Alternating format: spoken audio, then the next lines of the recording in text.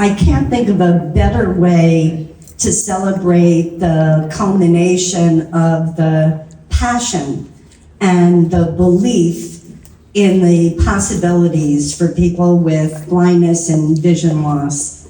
It has not just been a career for me, it has been something that I have been committed to 24/7 for over 50 years.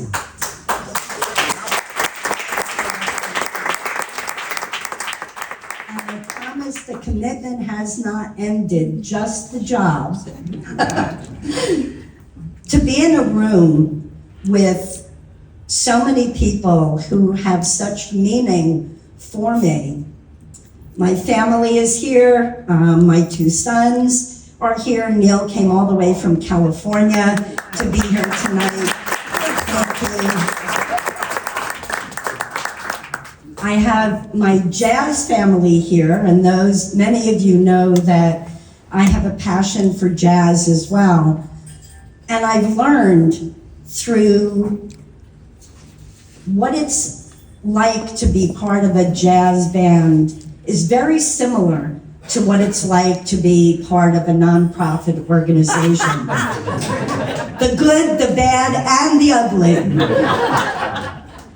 Because the only way it works is if there's good communication.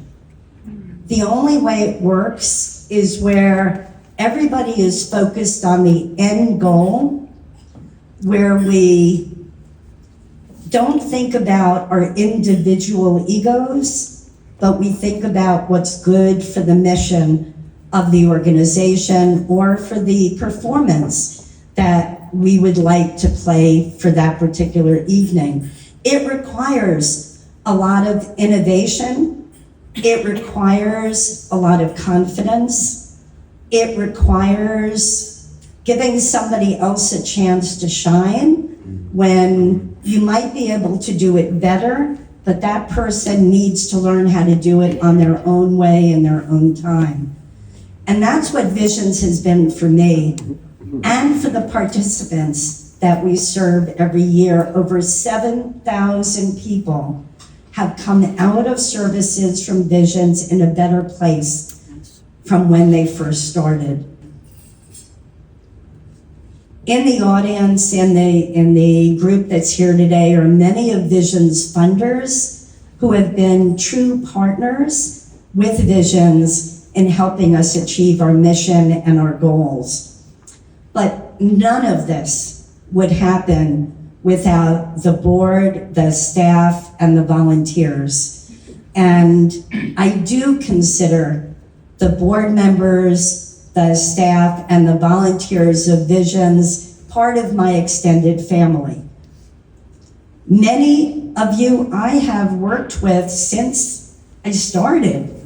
Bert Strauss and I probably have worked together since I started as a counselor back in 1971. So I see my whole life before me in an event like this. So it is just going through another passageway. It's not the end, not yet.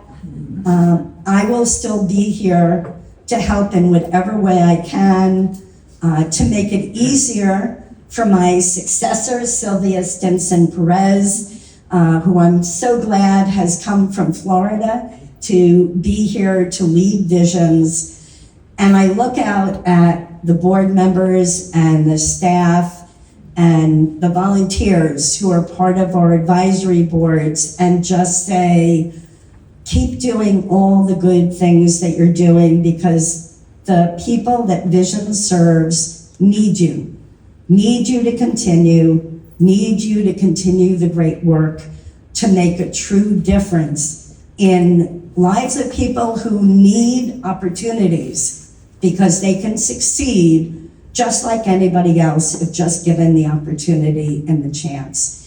So thank you, everybody. Some of you came a long distance from Florida, from many other states around the country to be here today. And I am so grateful to be able to have the time to spend even just a few minutes with everyone. Some people who I am meeting in person for the first time. So Sherilyn, thank you for coming from the Midwest to be here tonight. Thank you to our MC. We go back a long time. What they don't know is all those, excuse me, all those Bronx events before the Manhattan events. So he said 7 years, but that's 7 years of this. Can I add something while you're standing? I just wanted to give one last thank you to my husband, Jerry. Because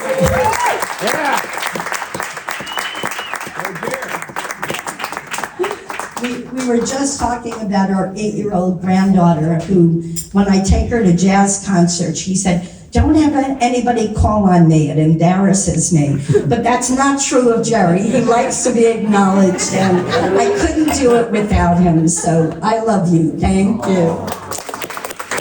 So I have two things. I love the metaphor about jazz, and I wrote it down, strong individuals who play together. That's what we're talking about. The other thing I just want to mention, people mention numbers, and I'm on TV, so we mention numbers, and sometimes it doesn't really resonate. You heard the number 7,000 people whose lives were changed. So yes, there's 500,000, there's 1 million, and then you go, wow, 1 million people. Just think of the individuals, talking about individuals, 7,000, count up with your fingers, get up to 7,000. That's how many families, and not only individuals were changed, but their families were changed as well. Nancy Miller, thank you. Visions, services for the blind and visually impaired. See what is possible.